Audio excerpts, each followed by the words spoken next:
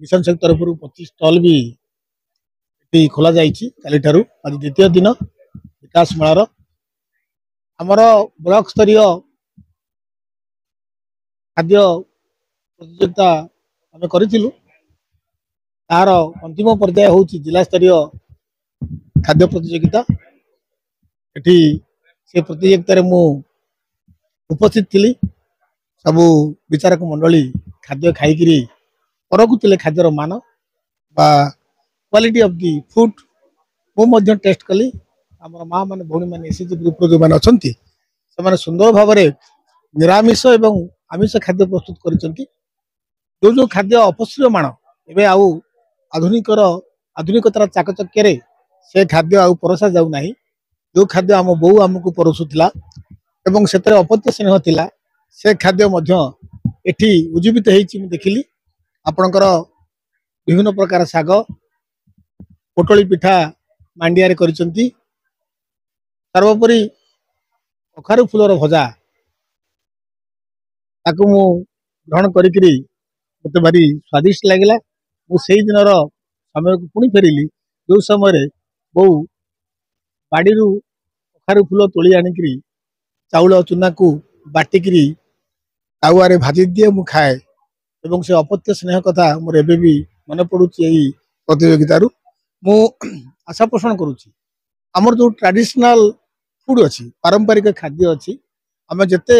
आधुनिकतार चाकचक्य भरसी गले भी आम पारंपरिक खाद्य को आम भूलबानी आपणे नवा तद्वारा यह आमर स्वास्थ्य प्रति हितकर हम एवं परंपरा बंची रही मिलेट खाद्य आपंकर मिलेट खाद्य से पोटली पिठा करते गुड़ करते बहुत सुंदर लगुला भी मुझे खाइली एवं छेनापोड़ भी गुड़े ता भी बहुत स्वादिष्ट था टंक तोराणी करते प्रथम मुझे पीली ताहा स्वादिष्ट था खाली स्वादिष्ट था स्वास्थ्यकर हूँ सब बड़ कथा के स्वादिष्ट खाद्य प्रस्तुत कर बड़ कथा नुह स्वास्थ्यकर के बड़ कथा स्वाद थाऊ कि स्वास्थ्यकर हो माँ मैंने भौणी मैंने बहुत जत्न सहित ये प्रतियोगिता भाग नहीं जिला स्तरीय प्रतियोगिता भाग नहीं आशा पोषण करुँचे कृतकार्य हूँ जी अकृतकार्य हूँ जेहेतु जिला स्तरीय प्रतियोगिता भाग नहीं भावे से कृतकार्य होती धरी नि खाद्य मुझे खाइली आपणकर जो कखारु फूल भजा ता बहुत मत तृप्ति देला कारण बहुत दिन पर मुझे खाइली जोटा कि मो बो मत तैयारी करके दिए मो पिला बेले एबे तो पाऊना से अपत्य स्नेह तो आस्ते आस्ते लिभिगला बो बोर अपत्य स्नेह ये आस्ते आस्ते कौटी ना कौटी एक प्रकार बाछंद होती तेणु आज मुझे कखारु फूल पत्र भजा खाई बहुत संतुष्टि हेली आप जानते आम सेठ जामपाणी आम विलुप्त प्राय खाद्य को आम से प्रदर्शन करूँ जो